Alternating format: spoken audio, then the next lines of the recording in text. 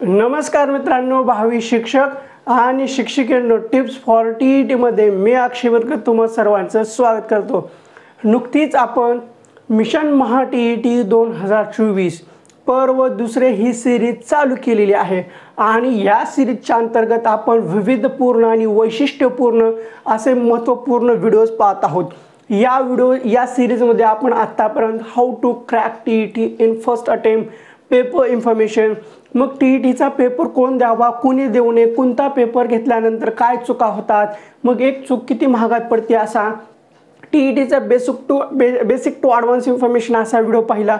मग हे सर्व झाल्यानंतर आपण एक नवीन सिरीज लॉन्च केली जी की मिशन महा टीईटी 2024 पर्व दुसरे या अंतर्गतच होती, सब्जेक्ट वाईज सिलेबस। मग या सब्जेक्ट वाईज सिलेबसच्या प्लेलिस्टमध्ये म्हणजे या सिरीजमध्ये आपण आतापर्यंत मराठीचा सिलेबस पाहिला, इंग्लिशचा पाहिला, मानसशास्त्राचा पाहिला, गणितचा पाहिला, मग त्यानंतर आपण ह्याचा पाहिला, परिसर अभ्यासचा पाहिला, विज्ञानचा पाहिला। मग आता आपण आजच्या या व्हिडिओमध्ये या सिरीजमधला शेवटचा व्हिडिओ जो की आहे 7वा, जो आहे महा टीईटी सोशल सायन्स सिलेबस किंवा त्याला सोशल स्टडीज असेही म्हणतात, जे की सामाजिक शास्त्र या नावाने ओळखलं जातं। मग आता हे सोशल सायन्स किंवा सोशल स्टडीज म्हणा किंवा सामाजिक शास्त्र म्हणा, हे कुणाला आहे, तर हे आहे फक्त आणि फक्त पेपर 2 साठी। पेपर 1 मध्ये फक्त परिसर अभ्यास असतो, त्याच्यामध्ये इतिहास भूगोल असतं, ते आपण मागच्या व्हिडिओमध्ये पाहिलं। पण जे काही आपले सामाजिक शास्त्र आहे, या सामाजिक शास्त्रामध्ये हा सामाजिक शास्त्र पेपर 2 साठी आहे। पेपर 2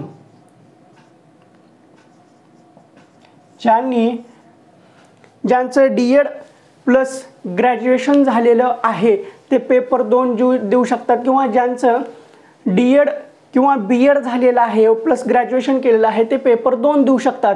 आणि ज्यांचं एज्युकेशन आर्टमधून झालेलं आहे किंवा ज्यांचं ग्रॅज्युएशनला आर्ट फॅकल्टी होतं ते फक्त सामाजिक शास्त्र निवडू शकतात। मग हे सामाजिक शास्त्र निवडावं का गणित विज्ञान निवडावं, ह्याच्यासाठी आपण सेपरेट व्हिडिओ टाकलेला आहे, तो तुम्ही पाहून घेऊ शकता। असो, आता आपण आपल्या महत्त्वाच्या विषयाकडे वळू, जो की आहे सामाजिक शास्त्राचं सिलेबस। मग आता हे सामाजिक शास्त्र आपल्या पेपरला 60 मार्काला आहे, तब्बल 60 मार्क। मग हे सामाजिक शास्त्रामध्ये 60 मार्काची विभागणी कशी केलेली आहे हो, त्याच्यामध्ये पहिला विभाग आहे, हा विभाग आहे 30 मार्काचा। किती? ह्या पहिल्या विभागामध्ये काय असतं, इतिहास आहे, नागरिकशास्त्र आहे, राज्यशास्त्र आहे, हे टोटल 30 मार्काला विचारलं जातं। पेपर 2 मध्ये इतिहास, नागरिकशास्त्र आणि राज्यशास्त्र मिळून 30 मार्काचे प्रश्न आपल्याला पेपर 2 मध्ये सामाजिक शास्त्रामध्ये विचारले जातात।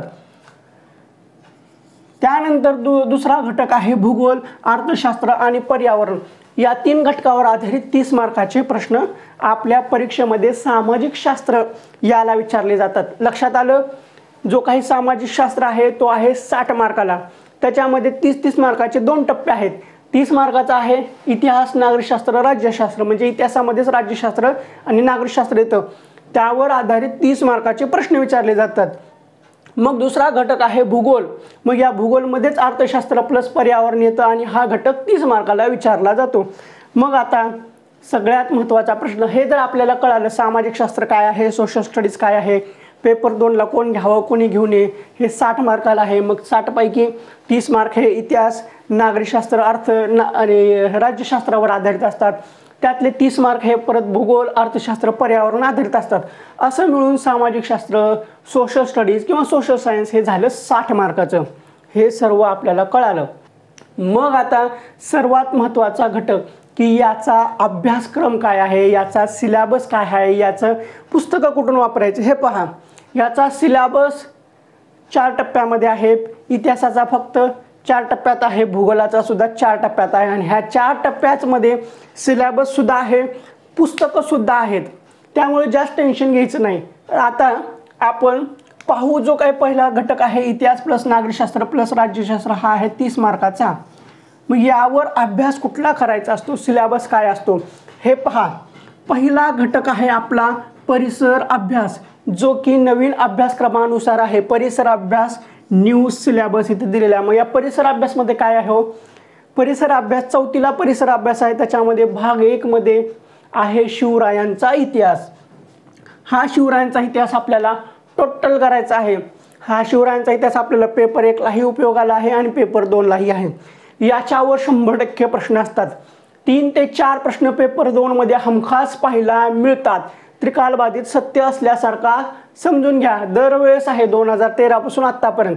मग हा शिवरायांचा इतिहास 4थीला आहे, म्हणजे 4थीचं जे पुस्तक आहे परिसर अभ्यास त्याच्यामध्ये दिलेला आहे। आणि जुन्या अभ्यासक्रमाला स्पेशल 4थीला 4थी इतिहास म्हणून होतं, त्यावेळेस शिवरायांचा इतिहास होता। ह्याच्यामध्ये फक्त थोडंसं मॉडिफाय केलेलं आहे। याच्या नोट्स आपल्याकडे आहे, ते आपण नंतर बोलू, आत्ताच नको। पुन्हा नंतर परिसर अभ्यासमध्येच आहे नंबर 2, असे घडलो आपण। असे घडलो आपण जे की आहे 5वी, म्हणजे 5वीचं परिसर अभ्यास। हे परिसर अभ्यासचे 2 घटक इतिहासाचे भाग 1 मध्ये आहेत। आता भाग 2 मध्ये भूगोलाचं आहे, ते भूगोलाच्या ह्याच्यामध्ये पाहू। त्यानंतर सर्वात महत्त्वाचा घटक आहे ओल्ड टेक्स्ट बुक्स, म्हणजे जुने पाठ्यपुस्तकं। जुने क्रमिक पाठ्यपुस्तकं कुठले कुठले आहेत? 5वी आहे, 6वी आहे, 7वी आहे, 8वी आहे, 9वी आहे, 10वी आहे, म्हणजे 5वी पासून 10वी पर्यंत मस्ट म्हणजे मस्ट।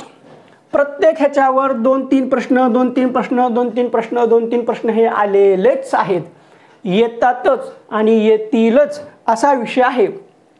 मग आता जुने पाठ्यपुस्तकं का महत्त्वाचे आहेत हे मी तुम्हाला सांगतो, पण त्यानंतर आहे नवीन टेक्स्टबुक। आता हे नवीन टेक्स्टबुक आहेत, कुठून वाचायचे? आता हे तर आपले जुने टेक्स्टबुक हे 5वी पासून सुरू होतात, म्हणजे 4थीला सुद्धा आहे, पण 4थीचं इन्क्लूड सध्या ह्याच्यामध्ये केलेलं आहे परिसर अभ्यासमुळे, त्यामुळे जुनं 4थीचं पुस्तक नाही भेटलं तरी चालतं। पण नवीन टेक्स्टबुक्समध्ये काय आहे, 5वी जुन्या टेक्स्टबुकमध्ये 5वी पासून 10वी पर्यंत हे करणं गरजेचं आहे। मग त्यानंतर नवीन टेक्स्टबुक कुठून वाचायचे आहेत आपल्याला? 6वी, 7वी, 8वी हे मस्त आहेत, करावेच लागतात, केलेच पाहिजेत।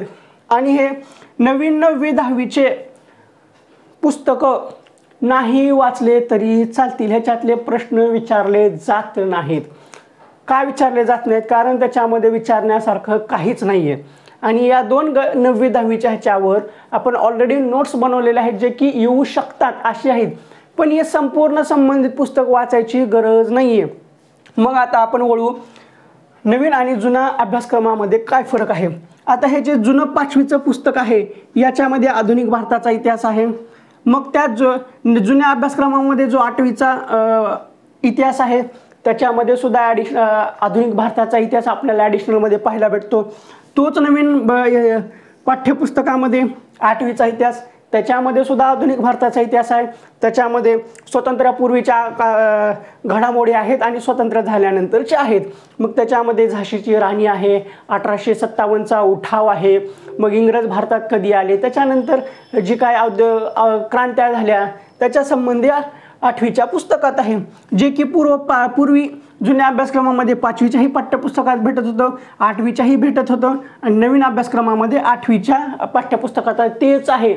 फक्त एखादा दुसरा शब्द बदल आहे, बाकी सुरुवातीपासून शेवटपर्यंत तेच आहे, दुसरं काहीच नाही। आता जुना जो काही अभ्यासक्रम आहे 6वीचा आणि नवीन जो काही अभ्यासक्रम आहे 6वीचा सेमच आहे, काहीच फरक नाही आहे, फक्त थोडाफार बदल दिलेला आहे, जे की कुशाण आहेत, मग पुन्हा अवंती आहेत, हे जे काय असे वेगवेगळे राजघराणे वगैरे आहेत, याच्यामध्ये जुन्या अभ्यासक्रमाचा आणि नवीन अभ्यासक्रमामध्ये सांगड घातलेली आहे, थोडाफार बदल केलेला आहे, बाकी काहीही नाही आहे। मग पुन्हा 7वी घ्या, 7वीच्या जुन्या अभ्यासक्रमामध्ये मुघलांचा इतिहास अर्धा दिलेला आहे, त्यानंतर शिवरायांचा इतिहास दिलेला आहे। मग शिवरायांचा इतिहास 3-4 चॅप्टरमध्ये दिलेला आहे, त्यानंतर शिवरायांनंतर संभाजी महाराजांचा इतिहास आहे, होळकरांचा इतिहास आहे, मग पेशवांचा इतिहास आहे, तो जुन्या 7वीच्या पुस्तकात दिला होता। आणि नवीन 7वीच्या पुस्तकामध्ये नवीन 7वीच्या पुस्तकात तसा दिलेला आहे, पण जुन्या 7वीच्या पुस्तकामध्ये काय होतं, अर्धा सिलेबस हा मुघलांवर आहे, त्यानंतर फक्त शिवरायांवर आहे, आणि शेवटचा एक टॉपिक दिलेला आहे, तो कशावर दिलेला आहे, पेशव्यांवर वगैरे दिलेला आहे, मराठ्यांचा इतिहास एवढंच दिलेलं आहे, जे की ह्या 7वीच्या इतिहासामध्ये। मग आता आपण वळू 8वीचा इतिहास। हे जे मी तुम्हाला सुरुवातीला सांगितलं, जुन्या अभ्यासक्रमामध्ये 5वी 8वी आणि नवीन अभ्यासक्रमामध्ये 8वी सेम आहे, पण ह्या नवीन 8वीच्या अभ्यासक्रमामध्ये एक महाराष्ट्राचा इतिहास म्हणून सुद्धा टाकलेला आहे, म्हणजे महाराष्ट्रामध्ये काय घडामोडी घडल्या त्या 8वीच्या इतिहासामध्ये शेवटच्या चॅप्टरमध्ये आहे।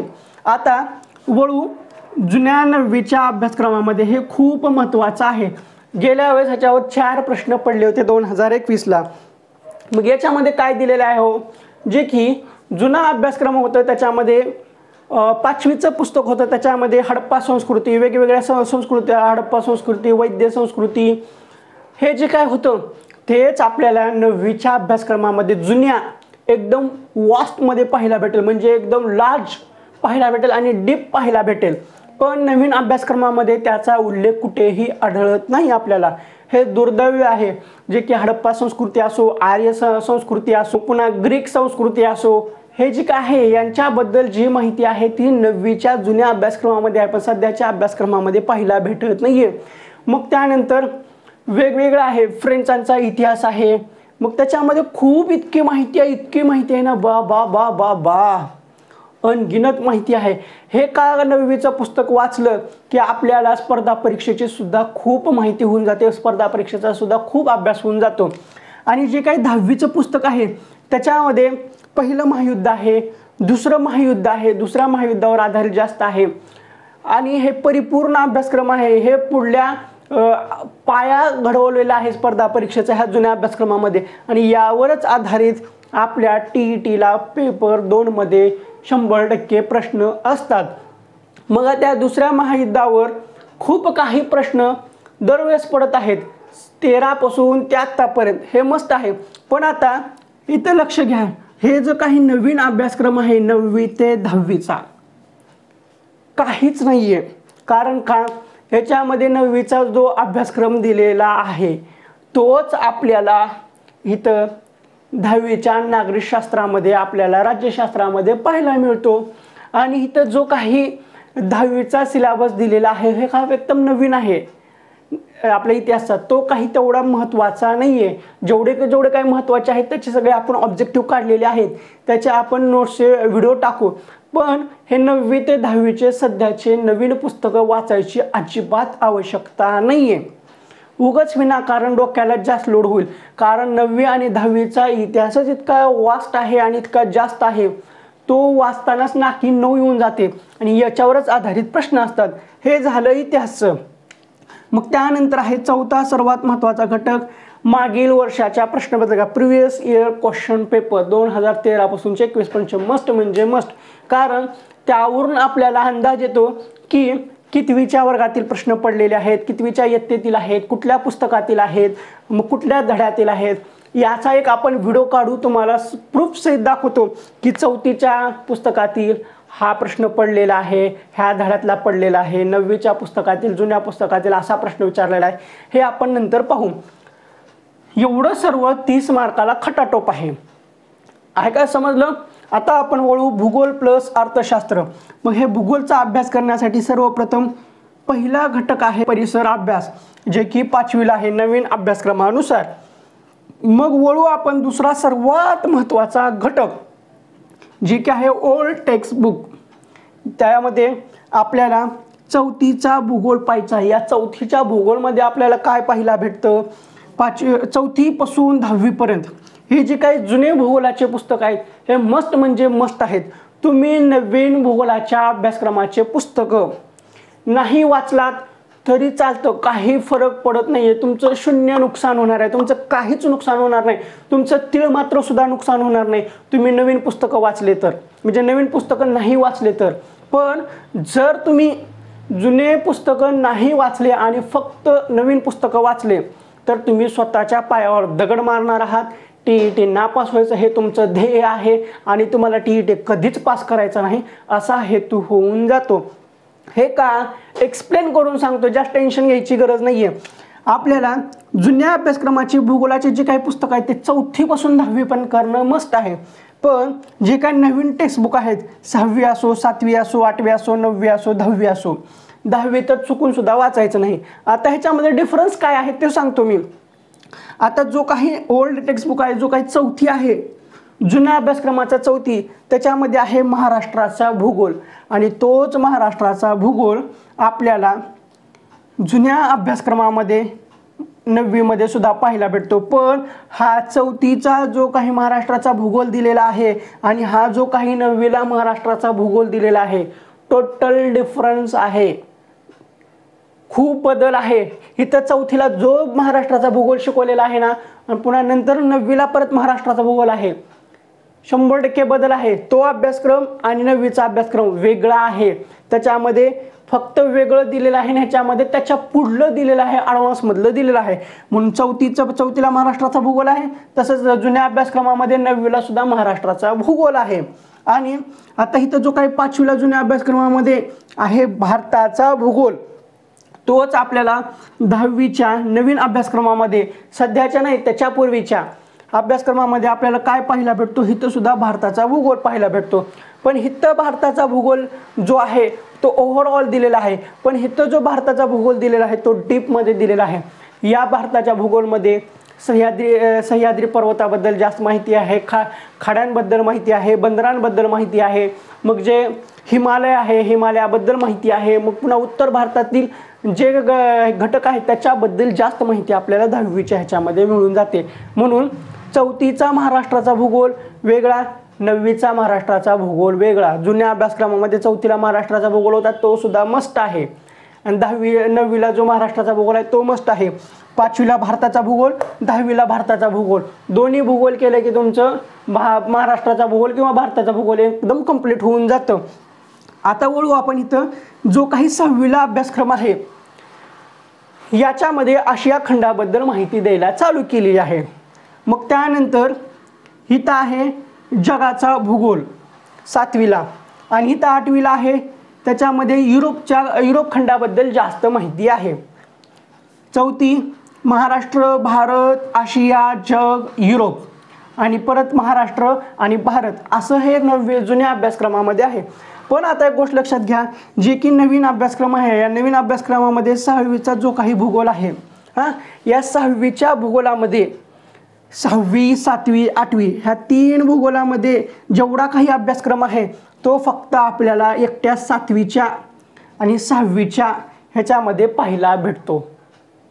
एवढं ॲडव्हान्स जुने पुस्तकं होते. नवीन ह्याच्यामध्ये काहीही नाही आहे. ह्याच्यातले जुन्या अभ्यासक्रमातले 2 टॉपिक इथं टाकलेत आणि पुन्हा बाकीचा फापट पसारा टाकला आहे. ह्याच्यातले 3-4 टॉपिक इथं टाकलेत, बाकीचा फापट पसारा इथं टाकला आहे. मग ह्या 2 ह्याच्यामधले इथं 2-3 टॉपिक टाकलेत आणि बाकीचा सगळा फापट पसारा टाकला आहे. मग मी ते तुम्हाला सांगत होतो ना. आणि 9वीचा भूगोल जो आहे तोच 9वीचा भूगोल आपल्याला 6वी आणि 7वी जुन्या अभ्यासक्रमामध्ये ऑलरेडी पाहायला भेटतो. एवढं सिंपल आहे. आणि 10वी, सध्याचा 10वीचा जो भूगोल आहे ब्राझील आणि भारत याच्यामध्येच संपवलेला आहे. पण आपल्याला इथं 7वीच्या ह्याच्यामध्ये ऑलरेडी ब्राझीलबद्दल पाहायला भेटतं, आफ्रिका खंडाबद्दल पाहायला भेटतं, एकदम डीप पाहायला भेटतं. एवढी सगळी डीप माहिती जुन्या पुस्तकात आहे, त्यामुळं त्यावरच आधारित प्रश्न आपल्या परीक्षेला विचारले जातात, ना की नवीन अभ्यासक्रमानुसार. म्हणूनच मी सांगत होतो की नवीन अभ्यासक्रमाचे पुस्तकं वाचले काय नाही वाचले काय काही फरक पडत नाही. नाही वाचले तर तुमचं तिळ मात्र नुकसान होणार नाही आहे, हे असं आहे. म्हणून जास्त फोकस करा की जे काही जुने भूगोलाचे पुस्तक आहेत 4थीपासून 10वीपर्यंत हे मिळतील का ते पहा. मिळाले ते चांगलेच, त्याच्या नोट्स काढा, त्याचा अभ्यास करा. जर तुम्हाला भेटतच नसतील हे सगळे तुम्ही वाचू शकता नवीन, पण तितकासा फायदा होणार नाही. आणि सगळ्यात महत्त्वाचं 4था घटक आहे मागील वर्षाच्या प्रश्नपत्रिका, जे की 2013 पासून ते 21 पर्यंतचे आहेत. तुम्ही एवढं सर्व केलं, हे जे सांगितलेलं आहे मी, एवढा जो सिलेबस सांगितलेला आहे, एवढं जे पुस्तकं सांगितलेलं आहे, तुम्ही एवढं सगळं केलं की तुम्हाला 60 पैकी 55 मार्क तर कुठे गेले नाहीत. हे सर्वच्या सर्व मार्क फक्त आणि फक्त पाठ्यपुस्तकातूनच येतात, त्याच्या बाहेरचा एक प्रश्नही नाही. आणि फक्त 10वीपर्यंतचा सिलेबस जरी केला सफिशियंट आहे, कारण आपल्याला 60 पैकी 55 मार्क एवढ्या सिलेबसवर मिळून जातात. यदा कदाचित 2रा-3रा प्रश्न हे 11वी-12वीच्या ह्याच्यातून विचारला जाऊ शकतो.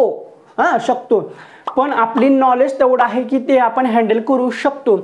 एवढं जरी केलं तर हे मिळून जातं. आता प्रश्न पडला असेल इतिहास सांगितलं पण तुम्ही आम्हाला नागरिकशास्त्र राज्यशास्त्र सांगितलं नाही. अहो, जे काही जुने पुस्तकं असो किंवा नवीन पुस्तकं असो, इतिहासाच्या पुस्तकाच्या मागच आपल्याला नागरिकशास्त्र किंवा राज्यशास्त्र मिळून जातो. आणि जे काही भूगोलाचे पुस्तकं आहेत त्या भूगोलाच्या पुस्तकाच्याच मागं आपल्याला अर्थशास्त्र सुद्धा मिळून जातो. हे अर्थशास्त्र आपल्याला 8वी ते 10वी पासून पाहायला भेटतं. झालं, एवढा सर्व सिलेबस आहे. मग आता तुम्हाला टेन्शन आलं असेल की आम्हाला हे भेटायचं नाही, काय करायचं? काळजी करू नका. आपल्याकडे इतिहासाचे 4थी पासून पार 10वी पर्यंत जुना अभ्यासक्रम प्लस नवीन अभ्यासक्रम कॉम्बिनेशन सहित प्रिंटेड नोट्स आहेत. त्याचे व्हिडिओज आपण टाकणार आहोत. आणि एक गोष्ट लक्षात घ्या, आता आणखीन एक लक्षात आलं महत्त्वाचं, तुम्ही परिसर अभ्यासासाठी किंवा सामाजिक शास्त्रासाठी जर क्लास लावलेला असाल, धन्य आहात तुम्ही. कारण TETच्या पेपर 2 मध्ये सामाजिक शास्त्राचा जो 60 मार्काचा घटक आहे तो फक्त आणि फक्त पाठ्यपुस्तकांवर आधारित आहे. त्यासाठी मार्केटमधले असले मोठाले पुस्तकं घ्यायची गरज नाही आहे. त्याच्यासाठी हजारो रुपयाचे क्लास लावायची काहीही आवश्यकता नाही आहे. कारण क्लासमध्ये इतिहास, इंग्रजांच्या आगमनापासून ते इंग्रज भारतातून गेले तिथपर्यंतचा इतिहास सांगतात आणि सगळं ढवळाढवळ करून सांगतात. त्याचं आपल्या परीक्षेला रत्तीभर बी येत नाही. आणि आपलं महाराष्ट्र शासन परीक्षा परिषद सुद्धा म्हणतं तुम्ही मार्केटमधलं काहीही वापरावं, आम्ही पाठ्यपुस्तकाशिवाय बाहेर जातच नाही, येतच नाही. आणि भूगोलाला सुद्धा ते ह्या कडचं त्या कडेला शिकवतात. सगळ्या नद्यांचा उगम, ही नदी ह्या उगमापासून त्या नदीचा उगम, सगळे धरणं बिरणं सांगतात. पुन्हा सगळे उद्योगधंदे सांगतात. मग पुन्हा सगळे वन फिणं सांगतात. याचा आपल्याला TETला काहीच उपयोग नाही हो. हे असलं काही नाही आहे. उगं हे चिंगमचं चगळ्यासारखं आहे, गोड लागते म्हणून चगळत बसायचं, पण त्याचा फायदा आहे का? नाही आहे. मग आपला फायदा कशात आहे? फक्त आणि फक्त जुने अभ्यासक्रम आणि नवीन जे पुस्तक आहेत त्याची सांगड घालून अभ्यास करणं, जे की आहेत पाठ्यपुस्तक महाराष्ट्राच्या शासनाचं. मग हे आहे डिंकाचा लाडू. तुम्ही क्लासमधला जो मोठ्या पुस्तकाचा अभ्यास करणार आहात किंवा क्लासमध्ये ह्या कडेचं त्या कडेला सगळा इतिहास भूगोल शिकवणार आहात, तर ते आहे चिंगम. गोड लागते म्हणून नुसतं चगळायचं आणि हजारो रुपये व्यस्त करायचे. त्याचा काही रत्तीभरी फायदा होत नाही. ते उलट स्वतःच्या पायावर धोंडा मारल्यासारखं आहे. पण हे जुना अभ्यासक्रम प्लस नवीन अभ्यासक्रम, तेही पाठ्यपुस्तकं हे वाचलं, याची सांगड घातली तर हे आहे डिंकाचा लाडू, जे आपल्याला गोडही लागतं आणि आपल्या शरीराला फायदा सुद्धा करून देतं. एवढं साधं सरळ आहे. असो, आता आपण आपल्याकडे या सर्वाच्या नोट्स आहेत. या सर्वाच्या नोट्स आहेत, आपण याच्या PDF सुद्धा चालू करणार आहोत. ह्याच्या नोट्सचे व्हिडिओसुद्धा आपल्याकडे शिवरायांचा इतिहास आहे, असे घडलो आपण, असं ह्याच्या नोट्स अवेलेबल आहेत. तेही प्रिंटेड स्वरूपात 5वी पासून 10वी पर्यंतचे जे काही इतिहासाचे पुस्तक आहेत त्याच्यामध्ये नागरिकशास्त्र असो, राज्यशास्त्र असो, नागरिकशास्त्र आणि राज्यशास्त्राचे आपण सेपरेट नोट्स केलेले आहेत. मग जे काही नवीन पुस्तक आहेत या पुस्तकामधले सुद्धा आणि जुने पुस्तकं, नवीन पुस्तके याच्यातली ॲडिशनल माहिती करून अशी सांगड घालून परफेक्ट म्हणजे परफेक्ट नोट्स बनवलेले आहेत. मग हे 5वीचे सेपरेट आहे, 6वीचे सेपरेट आहे, सर्वच्या सर्व नोट्स आहेत. जास्त काळजी करायची गरज नाही. याचे आपण व्हिडिओज टाकणार आहोत. हे तुम्हाला नोट्स मी अवेलेबल करून सुद्धा देणार आहे, आपला शब्द आहे. त्यामुळे जास्त टेन्शन घेऊ नका. भूगोलाचे सुद्धा नवीन अभ्यासक्रम प्लस जुना अभ्यासक्रम परफेक्ट म्हणजे परफेक्ट. आणि याच्या बाहेरचं TETला आपल्या पेपरला सामाजिक शास्त्राला काहीही येणार नाही आहे. वचन म्हणजे वचन. ते आहे ना बाहुबलीमध्ये देवगामी, मेरा वचन ही मेरा शासन हे, तसं आपल्या नोट्सच्या बाहेरचं सामाजिक शास्त्रामध्ये काही येणार नाही आहे. जुने पाठ्यपुस्तक आहेत ना भूगोलाचे, 4थी पासून 10वी पर्यंतच्या नोट्स मिळून जातील. पण लगेच मिळतील का नाही, स्टेप बाय स्टेप मी सांगतो. काळजी करू नका, गडबड करू नका. कारण एकदाच पसारा घेऊन एकदाच सगळ्या भल्या मोठ्या नोट्स गोळा करून त्याचा फायदा होईल का? डोक्यावरून जाईल. स्टेप बाय स्टेप आपण कुठल्या नोट्स कधी घ्यायच्या, कोणत्या नोट्स कधी वाचायच्या, किती वेळ वाचायच्या, एकदम टायमिंग सहित सांगतो. तेवढं वाचलं की बस, लोड घ्यायचा नाही. नवीन अभ्यासक्रमाच्या सुद्धा कॉम्बिनेशन करून हे आहेत. असो, कोणत्या नोट्स येणार आहेत ते सगळं सांगितलं. पण सध्या आपण लॉन्च केले आहेत 3 टप्प्यामध्ये नोट्स लॉन्च केले आहेत. पहिला आहे सामाजिक शास्त्राच्या ज्या नोट्स लॉन्च केल्या आहेत ते आपण मागच्या व्हिडिओमध्ये सांगितलं होतं की परिसर अभ्यासच्या नोट्स आहेत, जे की परिसर अभ्यास आपल्याला 4थी आणि 5वीमध्ये पाहायला भेटतो. तर इतिहास आणि भूगोल असा आहे. त्याच्यामध्ये शिवरायांचा इतिहास आहे, असे घडलो आपण आहे, आणि भूगोल आहे. हे 4थी 5वीचं भूगोल हे कॉम्बिनेशन करून 63 पेजच्या PDF नोट्स आहेत. हे आपल्याला बनवायला टायपिंग अगोदर स्वतः हस्तलिखित काढलेले आहेत. त्या मग टायपिंगवाल्याकडून टाईप करून घेतलेले आहेत. त्याचे प्रिंट काढलेले आहेत, त्या प्रिंटचा वेगळा कॉस्ट लागला, ती प्रिंट काढून त्याचे वळ ना वळ शब्द ना शब्द काना माकार उतार काना मात्रा उकार हे सगळं वाचून त्याचं करेक्शन करून परत त्या टायपिंगवाल्याकडे जाऊन त्याच्या बाजूला बसून परत चुका दुरुस्त करून घेतल्या। मग ते करेक्शन झाल्यानंतर मग फायनल एक प्रिंट काढली, ते प्रिंट काढल्यानंतर परत एकदा कुठं काही चुका आहेत का, चुकून माकून राहत असतात ना, तसं काही चुका राहिल्यात का ते बघितल्या, ते वाचल्या, मग परत टायपिंगवाल्याकडे जाऊन त्या दुरुस्त करून मग फायनल आलं। म्हणजे एक नोट्स बनवायला आपल्याला 4 ते 5 वेळा कष्ट घ्यावे लागलेले आहेत, आपल्या स्वतःलाही आणि त्या टायपिंगवाल्यालाही। म्हणजे इतकं डोळ्यासमोरून गेलेलं आहे, असं डोळ्यासमोर दिसतं कधीही ते कुठल्या पेजवर काय आहे। असं 63 पेजच्या PDF नोट्स आहेत, ते बनवायला आपल्याला कॉस्ट पडलेली आहे 2520।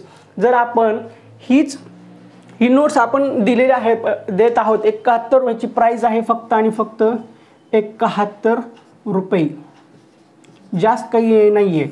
आता तुम्हाला वाटत असेल की शिवरायांचा इतिहास शालेय पाठ्यपुस्तक फ्रीमध्ये भेटतं, ओके, असे घडलो हे पण फ्रीमध्ये भेटतं, भूगोलाचं सुद्धा फ्रीमध्ये भेटतं, हे सगळं फ्रीमध्ये भेटतं, हो भेटल। हे आपण याचे नोट्ससुद्धा आपल्या चॅनलवर व्हिडिओच्या स्वरूपात तुम्हाला फ्रीमध्ये सुद्धा भेटतील।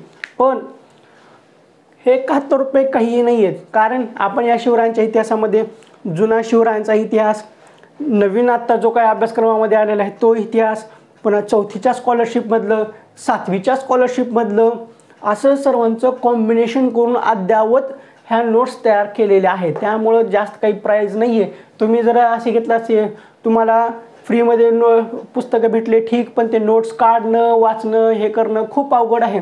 परिसर अभ्यासाचा व्हिडिओ पहा, त्याच्यामध्ये याच्याबद्दल सर्व डीप माहिती सांगितलेली आहे। ह्या परिसर अभ्यासाच्या नोट्स तुम्हाला 71 रुपयाला भेटून जातील। त्यानंतर आहे जगाचा भूगोल, याच्यामध्ये 21 चॅप्टर आहेत। हे आपण मागच्या वेळेस सुद्धा हे केलं होतं, ते 50 रुपयाला विकलं होतं, पण त्यावेळेस हस्तलिखित होत्या, पण ह्यावेळेस आपण प्रिंटेड स्वरूपात आलेले आहेत, टायपिंग वगैरे करून सगळं करून। हे 51 पेजेसची PDF आहे, याचा खर्च आलेला आहे आपल्याला 2080 रुपये। आता हे 30 लोकांनी घेतल्यानंतर मला 50 रुपये भेटणार आहेत। अगोदर खर्च केला 30 लोकांनी घेतल्यानंतर 50 रुपये भेटणार आहेत। जर तुम्हाला वाटत असेल हे 50 रुपये मला भेटू नये, काहीही प्रॉब्लेम नाही, कोणाला घ्यायचं असेल घ्या, नाही घ्यायचं असेल घ्या, पण याचे व्हिडिओज आपण आपल्या चॅनलवर टाकणार आहोत फ्री ऑफ कॉस्ट। त्यावेळेस तुम्ही व्हिडिओ पाहून त्याचा अभ्यास करू शकता। पण डायरेक्ट तुम्हाला याची PDF घ्यायची असेल तर याची प्राईससुद्धा आहे अगेन 71 रुपये। कारण ज्या मागच्या वेळेस आपण हे हस्तलिखित नोट्सचे फोटो काढून त्याचे PDF दिली होती, त्यावेळेस 51 रुपयाला होती, पण आता हे प्रिंटेड स्वरूपात आहेत, त्यामुळं फक्त 20 रुपये कॉस्ट वाढलेला आहे।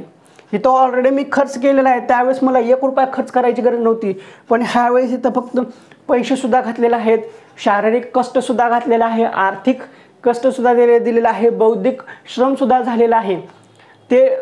ती मेहनत वेगळी, फक्त कॉस्ट गेलेला आहे ते सांगितलेलं आहे। मेहनत काय गेली त्याचं काही इम्पॉर्टंट नाही आहे, पण नोट्स भेटतात, दर्जेदार नोट्स भेटतात, हे महत्त्वाचं आहे। याची किंमत आहे 71 रुपये। मग आता आपल्या चॅनलवर आणखीन अपकमिंग नोट्ससुद्धा येणार आहेत, ऑल सब्जेक्टच्या, जे की मी तुम्हाला आता इथं सांगितलेले ह्या सर्वांच्या नोट्स अवेलेबल आहेत। ह्या सर्वांच्या नोट्स एकदा देणार नाही, टप्प्यानुसार देईल, म्हणजे अभ्यास करायला वाचायला सोपं पडेल। कारण अगोदर जेवढं देईल तेवढं करा, तेवढं परफेक्ट झालं ना पुढलं, कारण एकदा ढिगाराभर घेतला नोट्स, हे काय वाचू ते काय वाचू, ओव्हरलोड होऊन जातं। असो, आता प्रश्न पडला असेल की ह्या नोट्स कशा मिळवायच्या, तर जास्त टेन्शन घ्यायचं नाही आहे। हा नंबर आहे 89 99 65 38 15 किंवा 99 70 96 11 44, हे 2 नंबर आहेत। ह्या 2 नंबरवर तुम्ही फोनपे करा, गुगल पे करा। आता तुम्हाला ह्या दोन्ही नोट्स पाहिजे असतील तर याचं कॅल्क्युलेशन करून तेवढे पैसे सेंड करायचं आणि सांगायचं की आम्हाला परिसर अभ्यास नोट्स किंवा जगाचा भूगोल अशा नोट्स पाहिजेत। ह्या 2 नंबरवर फोनपे करा किंवा जीपे करा, ते केलं त्याचा स्क्रीनशॉट घ्या आणि माझ्या व्हॉट्सअप नंबरला टाका। तुम्ही कोणत्या नंबरला फोनपे जीपे केलेला आहे त्याच नंबरला व्हॉट्सअप करा, कारण दोन्ही नंबरला व्हॉट्सअप चालू आहे। त्याच्यावर फोनपे जीपे केला की त्याचा स्क्रीनशॉट सेंड करायचं आणि सांगायचं की मला कोणत्या नोट्स पाहिजे, ते नोट्स तुम्हाला भेटतील आणि त्या नोट्सची तुम्हाला PDF भेटेल। काय भेटेल? PDF। आणि त्याच PDFच्या आपण नंतर सुद्धा नोट्स टाकणार आहोत, काळजी करू नका, व्हिडिओच्या स्वरूपात। पण ॲज इट इज एकदम दर्जेदार उत्तम चुकायला जास्त जागाच दिली नाही आहे आणि परफेक्ट अशा नोट्स दिलेल्या आहेत. त्याची PDF भेटेल, पण त्या PDFला असेल पासवर्ड. काय असेल? त्या PDFला असेल पासवर्ड, जे की पासवर्ड प्रोटेक्टेड केलेला आहे. AI टेक्नॉलॉजीचा सुद्धा वापर करून त्याला पासवर्ड टाकलेला आहे. कारण इथं कसं होतं, जर मी तुम्हाला PDF अशा नोट्स दिल्या तर तुम्ही फॉरवर्ड करता, दुसऱ्याला येता माझ्याकडून 71 रुपये दिला, 6 जणांनी गोळा केले, 10 रुपये 70 रुपये झाले, चला घेऊ सरांकडून PDF घेतली PDF आणि ते 7 जणांमध्ये वाटली. याच्यामध्ये माझा काय फायदा आहे का? नाही. पण आता आपण ह्याला प्रोटेक्शन दिलेलं आहे. तुम्ही मला पैसे दिले, PDF घेतली, ती PDF फॉरवर्ड करता येणार नाही. फॉरवर्ड केली तर करप्ट फाईल करप्ट होऊ शकते, त्याची जिम्मेदारी माझी नाही आहे, आत्ता सांगतोय. आणि तुम्ही मल्टिपल टाईप जर फॉरवर्ड करण्याचा प्रयत्न करत असाल, चला आपण सगळ्यांचं भलं करू, का तसं करत असाल तर ती PDF 100% करप्ट होईल, त्यानंतर तुम्हाला भेटणार नाही. एका व्यक्तीला एक वेळाच PDF किंवा एक वेळाच नोट्स दिले जातील, त्याच्यानंतर दिल्या जाणार नाहीत. आणि तुम्ही नोट्स घेतल्या आणि तुम्ही तुमच्या व्हॉट्सअपची सेटिंगच चेंज केली नसेल, कारण खूप जणांना नाद असतो, कोणी मेसेज वगैरे पाठवलं तर तो 24 तासानंतर ॲटोमॅटिक डिलीट व्हावा असं त्यांनी सेटिंग केलेली असते.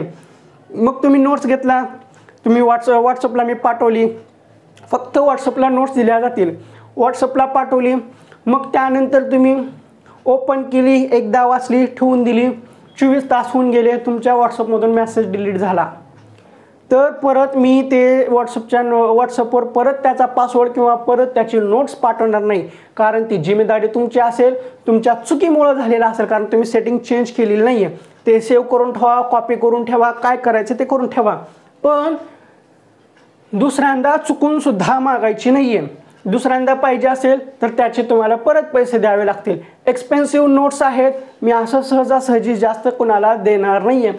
आणि हे फक्त जे व्हिडिओज पाहून येतील हे फक्त त्यांच्यासाठी असेल. पासवर्ड असेल, प्रत्येक नोट्सला पासवर्ड असेल, पासवर्ड महत्त्वाचा आहे. मग आता याच्या प्रिंट करता येतील का, काय करता येईल का? तुम्ही फक्त मला नोट्स घेतल्यानंतर, ते नोट्स तुम्हाला भेटल्यानंतर कॉल करा, कॉलवर सगळी माहिती देण्यात येईल. असो, सांगितलं परिसर अभ्यासची नोट्स आहे ते 71 रुपयाला आहे. जगाचा भूगोल त्याची नोट्स आहे 71 रुपये. आणि आपल्याकडे आणखीन एक नोट्स सध्या आपण अवेलेबल करून दिलेली आहे. कुठली? 3rd to 8th स्टँडर्डच्या सायन्सच्या नोट्स, जी की ओल्ड सायन्स आहे, ते सुद्धा आहे 71 रुपये. पाहिजे असेल तर घेऊ शकता, काही नाही. कारण ज्यांचं सामाजिक शास्त्र आहे त्यांनी ते ओल्ड सायन्सच्या नोट्स पेपर 1 साठी वापरल्या तर चालतील, पण पेपर 2 साठी तुमचं सामाजिक शास्त्र असेल तर ते विज्ञानाचे नोट्स उपयोगी येणार नाही, एवढं सांगायचं आहे. असो, ज्यांना नोट्स घ्यायच्या त्यांनी घेऊ शकता. आणि हे पहा, इथं कष्टबिष्ट भरपूर लागलेले आहेत, उगाच सहजासहजी उपलब्ध होत नाही आहेत नोट्स. आणि ह्या नोट्स विकून किंवा सेल करून मी काय करोडपती बनत नाही आहे. माझा एवढा एकच मानस आहे की आपल्या महाराष्ट्र राज्य शिक्षक पात्रता परीक्षेमध्ये जास्तीत जास्त उमेदवार हे पास व्हावं. कारण आपला हा टक्केवारी, पास होण्याची टक्केवारी हे 3% पुढं जातच नाही आहे. त्यासाठी आपला हे मानस चालू आहे. आणि ही कुठल्याही क्लासेसमध्ये, कुठंही मार्केटमध्ये तुम्हाला अशा नोट्स मिळणार नाहीत, ज्या की इसवी सणासहित बोल्ड केलेल्या, अंडरलाईन केलेल्या, डेकोरेशन करून, चित्र देऊन एकदम परफेक्ट असं बघितल्या वाह ह्याचीच गरज आहे असं वाटायला पाहिजे. बघितल्या आकर्षण जे असतं ना, first impression is last impression असतं ना, ते तुम्हाला नोट्स बघितल्यानंतरच तुमच्या लक्षात येईल की बाबा हा खरं आहेत नोट्स, ह्याच आहेत. आणि वाचताना सुद्धा तुम्हाला आनंद वाटेल, असं कुठंही बोरिंग होणार नाही. कारण एवढं डेकोरेशन करून दिलेलं आहे, एवढं भारी दिलेलं आहे ना, बस तुम्ही नोट्स घेतल्यानंतरच तुम्हाला समजेल. जास्त मी काय याच्याबद्दल सांगणार नाही. नोट्स घेऊन तुम्ही ठरवा. नोट्स घेतल्यानंतर कमेंट बॉक्समध्ये सांगा की नोट्स कशा आहेत. तर असो, ह्या व्हिडिओमध्ये जो की सब्जेक्ट वाईज सिलेबस आहे त्या सिरीजचा हा शेवटचा आणि 7वा व्हिडिओ होता. ही आपली सब्जेक्ट वाईज सिलेबसची सिरीज संपलेली आहे. मग आता याच्यानंतर सिरीज येईल सब्जेक्ट वाईज टिप्स. मग या टिप्सच्या व्हिडिओमध्ये काय असतील, कमी वेळेमध्ये आपल्याला जास्तीत जास्त अभ्यास करायचा आहे, कमी वेळेमध्ये जास्त मार्क कसे मिळवायचे आणि कोणतं काय वापरायचं, काय वापरायचं नाही, काय अवॉइड करायचं, हे फक्त टिप्स आणि ट्रिक्स असतात ते आपण ह्या सब्जेक्ट वाईज टिप्सच्या सिरीजमध्ये पाहू. त्याच्यामध्ये सुद्धा 7 व्हिडिओ असतील. हे सिलेबसचा जसा व्हिडिओ होता अर्ध्या तासाचा तो तसा नसणार आहे, तो फक्त 10 ते 12 मिनिटामध्ये संपून जाईल. ह्याच्यामध्ये सगळं डीपमध्ये सांगितलेलं आहे. पण सब्जेक्ट वाईज टिप्समध्ये जो आहे त्याच्यामध्ये फक्त प्रत्येक विषयाच्या टिप्स असतील. मराठी आहे ते 30 मार्क कमी वेळेमध्ये जास्त कसे घ्यायचे, इथे आपलं परिसर अभ्यास आहे कमी वेळेमध्ये 30 पैकी 25-20 मार्क कसे घ्यायचे, याचे 4-5 टिप्स आणि ट्रिक्स असतील ते आपण त्याच्यामध्ये पाहू. आपलं टेलिग्राम चॅनल आहे टिप्स फॉर TET बाय अक्षय विरकर, ते तुम्ही जॉईन करू शकता. आणि आपलं व्हॉट्सअपला सुद्धा चॅनल आहे, तुम्ही व्हॉट्सअपला अपडेटमध्ये जाऊन तिथं वरती सर्च करू शकता टिप्स फॉर TET, ते तुम्हाला मिळून जाईल. असो, जेवढी काही माहिती सांगायची आहे तेवढी सर्वच्या सर्व सांगितलेली आहे. तुम्हाला हा व्हिडिओ कसा वाटला तो कमेंट बॉक्समध्ये सांगा. आणि अशा पद्धतीने आपली पहिली मेन सिरीज संपलेली आहे सब्जेक्ट वाईज सिलेबस. याच्यामध्ये तुमच्या काही अडचणी असतील तर ते तुम्ही कमेंट बॉक्समध्ये नक्की सांगा. आणि हां, हे जे आहे जुन्या अभ्यासक्रमाचं मार्केटमध्ये एक ठोकळा भेटतो, 400-500 रुपयाला ठोकळा आहे, तो ठोकळा चुकूनही घेऊ नका. त्याच्यामध्ये खूप शॉर्ट नोट्स दिलेले आहेत, त्या शॉर्ट नोट्स काही कामाच्या नाहीत. चॅप्टर वाईजच दिलेले आहेत, एक चॅप्टर त्या चॅप्टरमधल्या 5-6 ऑब्जेक्टिव्ह बस एवढंच दिलेलं आहे. हो नाही, आपल्या TETला ते कदापि उपयोगाला येणार नाही आणि कुठल्याच परीक्षेला उपयोगी पडणार नाही. ते फक्त कसं पेजेस कसं वाढवायचं आणि पेजेस कसं कमी करायचं त्यावर आधारित असतं. आपल्याला कंटेंट महत्त्वाचं आहे, आपल्याला व्हरायटीज महत्त्वाची नाही. कमी कंटेंट आणि एकदम ऑथेंटिक पाहिजे, अशा पद्धतीचा पाहिजे, हे त्या स्वरूपाचं आहे. बाकी तो तुम्ही घेऊन बघा आणि आपल्या नोट्ससुद्धा चेक करून बघा आणि मागच्या वर्षीचे प्रश्न पेपरसुद्धा पाहून बघा, जमीन आसमानचा फरक तुम्हाला दिसून येईल. असो, हे जे काय ते सर्वच्या सर्व सांगितलेलं आहे. तुम्हाला हा व्हिडिओ कसा वाटला तो कमेंट बॉक्समध्ये सांगा. व्हिडिओ पाहून तुमचा काही फायदा झाला आहे असं वाटत असेल तर आणि तरच आपल्या चॅनलला सबस्क्राईब करा. लाल रंगामध्ये सबस्क्राईब बटन आहे ते दाबा, त्यानंतरची जी घंटी आहे ती सुद्धा दाबा, ऑल नोटिफिकेशन बेल सिलेक्ट करा, म्हणजे जेणेकरून सर्व व्हिडिओचे नोटिफिकेशन तुमच्यापर्यंत येतील. आणि व्हिडिओ पाहून तुम्हाला फायदा होत आहे असं वाटत असेल आणि झाला आहे असं वाटतंय तर आणि तरच तुम्ही तुमच्या मित्रमैत्रिणीला शेअर करा, त्याचा फायदा तुम्हाला घेऊ, त्याचा फायदा त्यांना सुद्धा द्या. आणि ह्या ज्या काही नोट्स आहेत तुम्हाला घ्यायच्या असतील तुम्ही घेऊ शकता, घ्यायच्या नसतील नाही घेऊ शकता, काहीही बंधन नाही आहे. तुम्हाला वैयक्तिक स्वातंत्र्य आहे. तुम्हाला पास व्हायचं असेल घ्या, पास नाही व्हायचं असेल दुसरे तुमच्याकडे ऑप्शन असतील ते तुम्ही आजमावू शकता.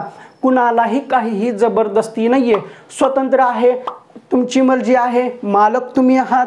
तुम्हाला पास व्हायचं इथं माझं काहीही जाणार नाही, हे ऑलरेडी बनवलेलं आहे. इच्छा असेल घेऊ शकता, नाही नसेल तर नाही. आणि याचे नोट्सचे व्हिडिओ तर येणार आहेत पण त्याला वेळ लागेल. पण सध्या आपण हे 3 लॉन्च केलेले आहेत, परिसर अभ्यास, जगाचा भूगोल आणि 3री ते 8वीचं जुनं विज्ञान, हे सध्या लॉन्च केलेले आहेत. याच्यानंतर आपण हळूहळू एक PDF लॉन्च करू. तर ठीक आहे, पुन्हा भेटू पुढल्या व्हिडिओपासून सब्जेक्ट वाईज टिप्सचे व्हिडिओ पाहू.